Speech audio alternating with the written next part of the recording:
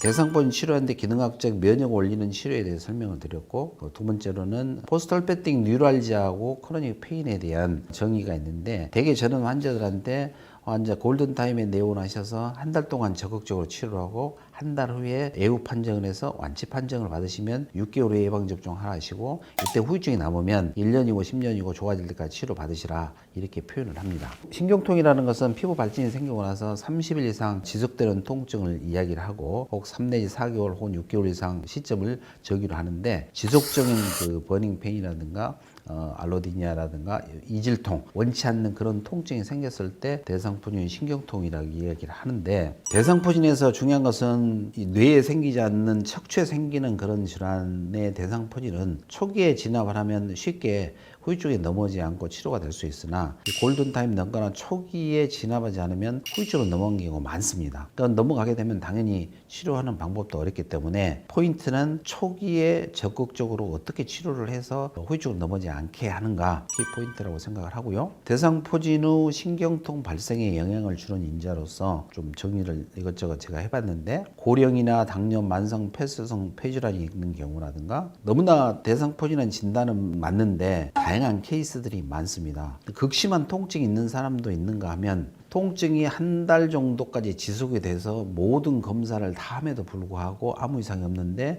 본인은 아파서 떼굴떼굴 구를 정도 심한 통증이 있다가 한 달 후에 발진이 생겨서 대상포진이라고 진단받는 분들도 있습니다. 그런 분들은 당연히 후유증이 생길 소지가 많은 것이죠. 또 급성기에 발진이 생기는데, 군지병으로 조금씩 한두 개 생기는 젊은 사람들 같은 경우로 오기도 하지만, 나이 드시거나 하신 분들, 면역이 떨어지신 분 같은 경우에는 급격히 신경 레벨을 5, 6분절을 넘어서 가지고 광범위하게 몸에 번져서 등에서부터 복부까지 번져서 오시는 분들이 있는데, 그런 분 또한 후유증이 생길 소지가 굉장히 많은 것이죠. 그리고 안변부라든가 3차 신경 분지에 발생된 경우, 특히 뇌에 잠복해 있다가 안면부에 생긴 대상포진인 경우는, 알다시피 대상포진 후유증이 20% 정도 체간에 생겼을 때는 이지만, 뇌에 생긴 경우는 50에서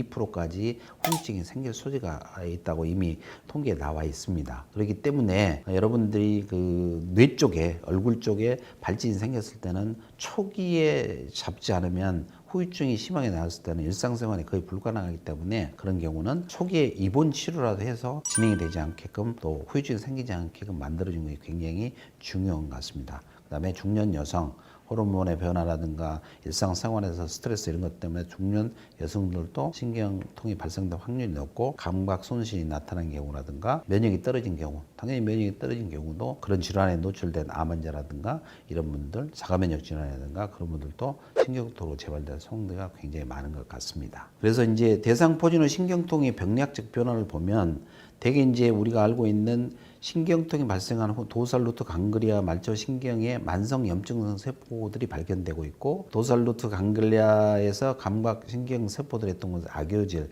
즉 콜라겐이 채워지거나 시스트 모양을 보이기도 하고, 마이엘린 시스도 얇아지는 그런 병리학적 변화를 나타내고 있는데, 이 병태 생리를 여러분도 잘 아시리라 생각합니다. 병태 생리 자체도 이런 여러 가지 그 가설입니다. 가설. 구심성 차단, 프라이머리 센서리 뉴런에서 처음에 올라갔을 때 퇴행성 변화가 일어나면서, 이 차단으로 인해서 여러 가지 이 방전, 디스차지가 증가되고 포지티브니 인플럭스 되면서 더 많은 페인 센싱이 일어나면서 이제 통증을 유발하는 이 자체가 하나가 있을 수도 있고, 그다음에 퍼스트 오더 뉴런과 세컨드 오더 뉴런에서 시냅틱 연결의 변화로 인해서 우리가 이야기하는 통증을 전달하는 파이버들이 있는데, 그것들이 변화를 되면서 통증을 감지하는 것이 더 강화되는 경우가 있고, 세 번째는 노시셉터에서 어떤 과민 반응으로 인해서 통증이 더 심하게 일어나는 액토픽 디스차지에서 나오는 이런 세 가지를 병태 생리로 이야기를 하고 있습니다. 그래서 여러분이 아다시피 이 페인 전달하는 파이버들이 있는데, A베타, A델타, C5가 있는데, A베타 파이버는 터치 센서를 이용하는 아주 통증이 거의 없는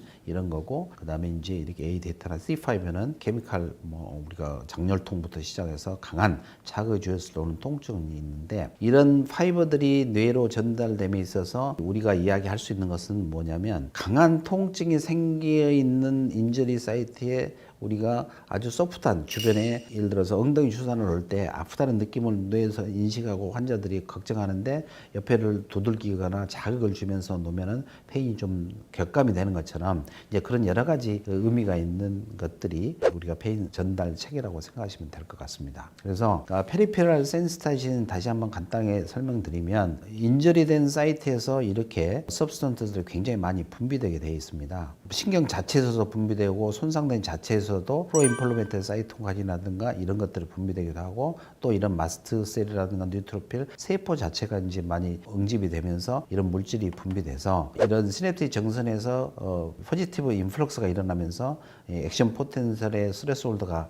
낮아지면서 이제 액션 포텐셜이 쉽게 일어나는, 즉 통증이 쉽게 전달이 되는 그런 상태가 되는 게 페리페럴 센시타이제이션이라고 이야기가 되는데, 페리페럴 센시타이제이션은 이 인절이 된 것이 상처가 사라지게 되면 이 통증 전달되는 이 모든 프로세스들은 사라져서 없어지게 됩니다. 이제 그런 식인데, 이렇게 됐던 것들이 이제 계속 반복이 되면서 우리가 대상포진일 경우는 한 달 정도 아까 치료를 한다 그랬잖아요. 한 달 동안 계속 통증이 있으면 손상된 것은 한 2주 정도 사라지는 경우 대부분인데, 그동안 계속 비셔스 사이클이 일어나면서 시냅시 정선을 통해서 뇌로 와서 우리가 페인을 느끼게 하는데, 그래서 계속 각인이 됩니다. 뇌에서 각인이 되면서 통증 유발 물질이 계속 분비되게 되고, 우리 환자분들이 아프면은 거의 통증에 몰입이 되어 있습니다. 집중하게 돼 있는 것이죠. 그러다 보니까 이제 이런 자체에 있었던 것이 센스럴 센스테이션 넘어가게 되면 이 자극에 의해서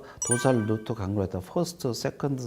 오더 뉴런이 있는 시냅틱 정션 내서 이르게 되면, 그걸 확대 해석을 하게 되면 이런 상태가 되는데, 여기서 똑같이 이제 그런 전달 물질들이 이제 많이 분비되면서 통증 페인 시그널이 뇌로 올라가서 이제 다시 나오게 되는데, 중요한 포인트는 여기서 글리알 셀이 있는데, 이 글리알 셀들이 이 나온 물질들을 계속 분비시키게끔 각인시키고 워닝을 시킨다는 의미에서 우리 몸 체계가 그렇게 돼 있는 것 같습니다. 아주 이 자체도 이제 비시어스 사이클처럼 계속 분비가 되고, 중요한 포인트는 페리페럴 센시타이제이션을 일으키는 그 인저리 사이트가 사라졌음에도 불구하고 얘네들은 계속 활성화되어 있어서 만성 페인 환자들은 명확한 유발 환자가 없는데도 불구하고 통증을 계속 호소하게 된다는 것이죠. 포인트는 환자의 주관적인 영향이 많은 게 통증을 느끼는 거잖아요. 예민하거나 뭐 이러신 분들, 통증에 어렸을 때부터 시달리거나 어떤 트라우마처럼 뇌에 각인되신 분들은 아주 적은 자극에도 불구하고 굉장히 심하게 느껴지는 환자들이 많이 있습니다. 그런 것처럼 센트럴 센시타이제이션은 계속 비셔스 사이클처럼 반복이 되면서 페리페럴 사라졌음에도 불구하고 계속 환자는 통증을 느끼는 거고, 외부 환경이나 자기가 또 몰입이 되거나 그 컨디션에